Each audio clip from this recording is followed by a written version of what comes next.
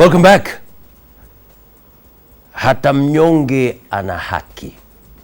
The weak or disadvantaged have rights too.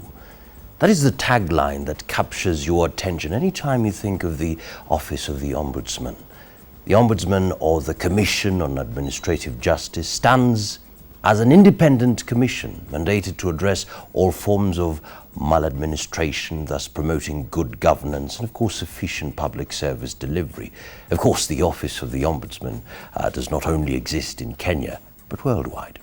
Well, the office in Kenya is hosting a regional colloquium of African ombudsmen and oversight institutions.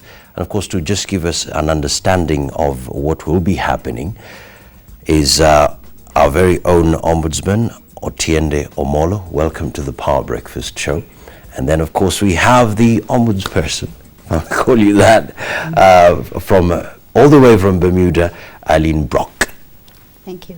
All right, welcome to the Power Breakfast Show. Perhaps we could start with you in a way of welcoming you.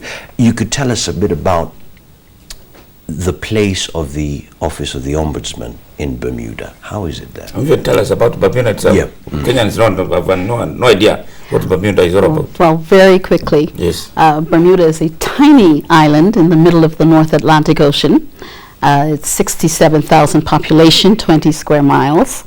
But because of our geopolitical and economic position since the 1600s, Bermuda has punched a little bit above our size and weight over the course of the centuries. And so people know us, not only because of the Bermuda Triangle, but also because we have maintained an economic place in the world over the centuries. So we're small, but known. The population of 67,000. Correct. Tell us a bit about the Office of the Ombudsman there. So the Office of the Ombudsman was established by constitutional amendment in 2001. The statute came into being in 2004, and the office opened in 2005. So I am the first ombudsman, and I have an 8-year term, which is about to end next January.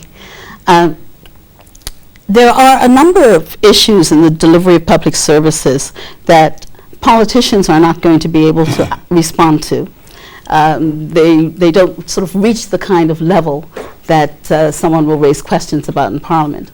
And they are also the kinds of issues of problems of unreasonable delay, for example, which will never reach the courts because delay is not against the law. It's just improper. And so one needs an ombudsman to handle those kinds of complaints.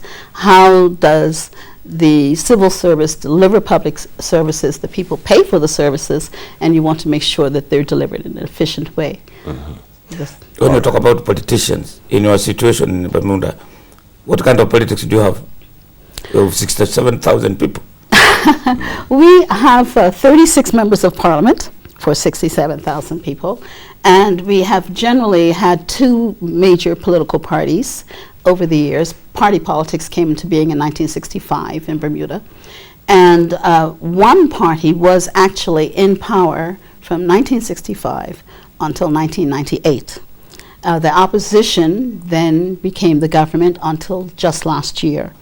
And there's a new political party which rose out of the ashes of the old party, the old government, and which also includes some neophytes on the political scene, and they are now the government for almost a year. One thing I should say that I don't believe you have the same problem in Kenya, but Bermuda has a unique population mix of approximately 67 black people, and approximately, 60% blacks and 40% whites. And so almost everything in Bermuda, almost every piece of conversation, even if you want to say the coffee is too hot, somehow that comes around to race. Whoa. And so race politics in Bermuda parallels that of race politics in the US.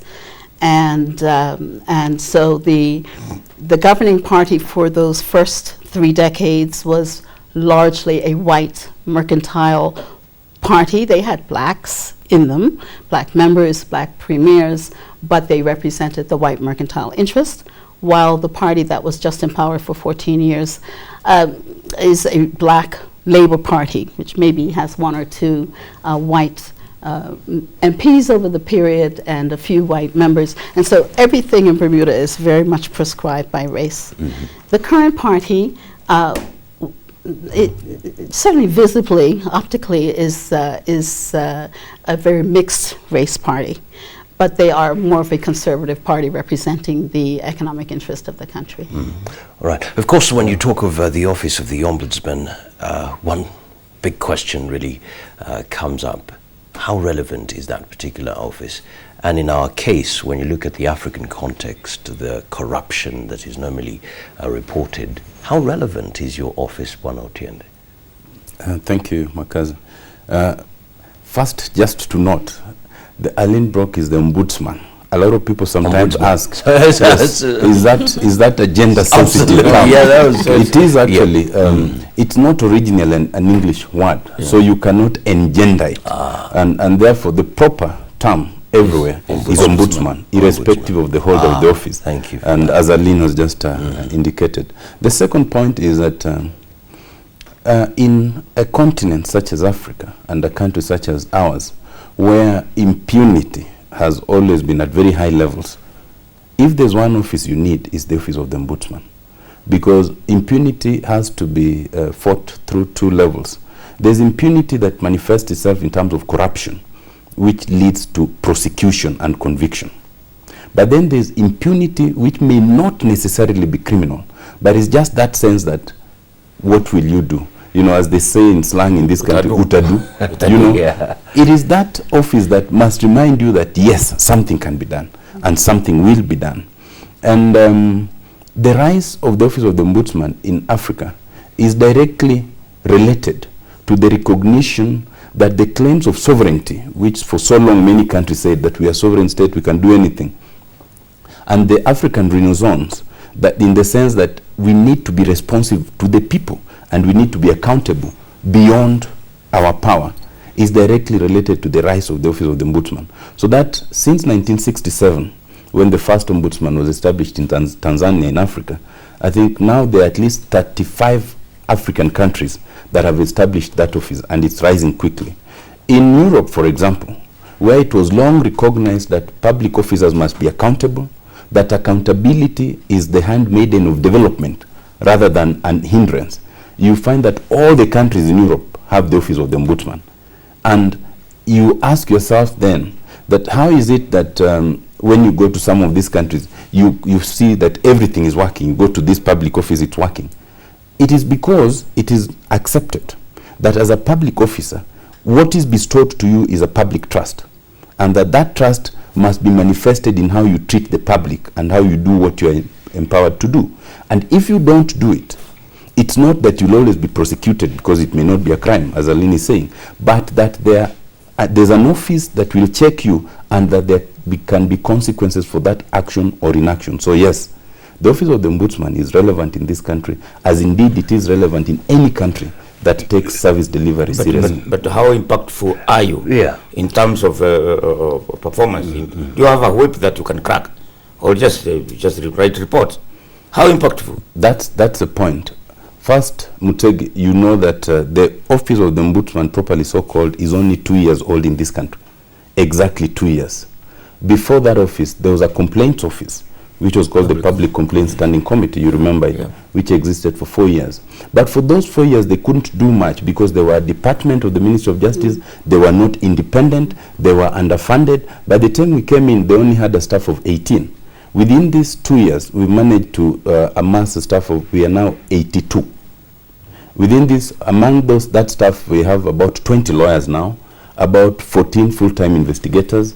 We have just, in the recent 6 months, managed to have the Attorney General publish our regulations, which took about 8 months to publish. We do not quite know why. Because it's those regulations that now guide you in terms of once we write to you or we summon you and you don't attend, then what is it that will happen? In the new design, we do have teeth. We don't just make recommendations. We are enabled to take adjudications on matters of administrative justice. We can and have issued summons. We can and have recommended or determined compensation where appropriate. So in the 2 years that we've existed, and we could have this conversation much longer, we've done quite a bit in terms of the infrastructural development, setting up the office, the employment, setting up the parameters of what we want to do, but also doing cases, because when we came in, for the 4 years of PSC, they had handled 4,000 cases. That's about 1,000 per year. Last year alone, we handled 4,100 cases.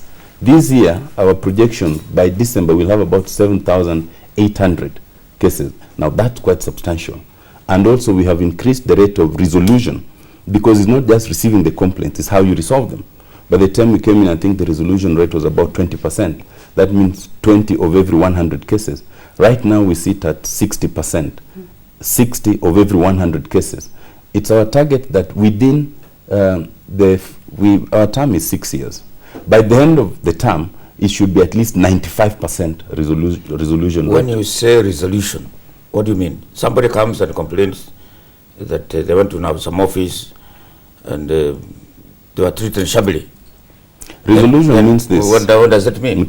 Yeah. For example, just last week, a case was brought to us where a child was abducted. The report was made to Buruburu police station, for example. The police just didn't act, and this lady had traced where the child was. You know, we were able to take the case. We put some of our officers, and within exactly 1 day, the child had been returned. That is resolution. So the case is resolved. That means we're doing police work. We are not police doing work. police Why did work. you not force the police to do it? No. We did force the police because we wrote to the police, the OCPD. We send our officers to Buruburu police station. You know, some of these things go on even without the OCPD knowing. So once we come in, we bring it to the attention of the OCPD. The OCPD directed some of the officers together with our officers to visit the locus where the child was, and the child was taken back.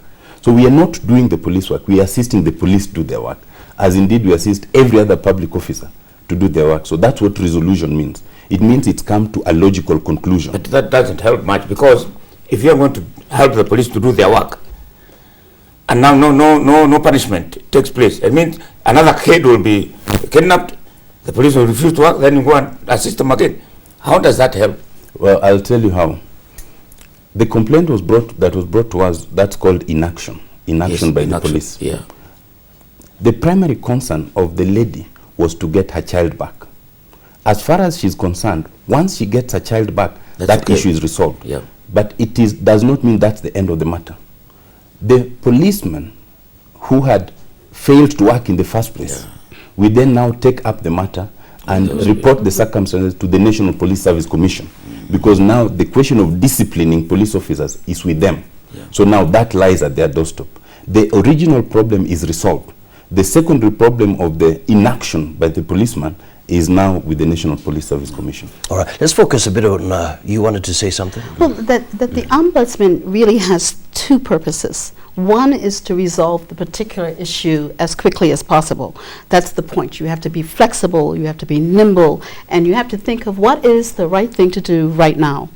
But there's a second mission, and that mission is to assist in improving public service delivery overall in the long term. And so the recommendations would include not only resolving that particular issue, but how do you make sure that this kind of thing does not happen again in the future? That's imperceptible, but it happens. And I think what my colleague here in Kenya will find is that over time, the very threat that you're going to go to the Ombudsman will often elicit action on the part of the civil service. So we will see that over time, for sure. All right. Let's focus on the regional colloquium. And of course, the theme of the particular event is repositioning the Ombudsman. Why is that so? Yes, we are hosting the regional colloquium for African Ombudsman. And repositioning, why?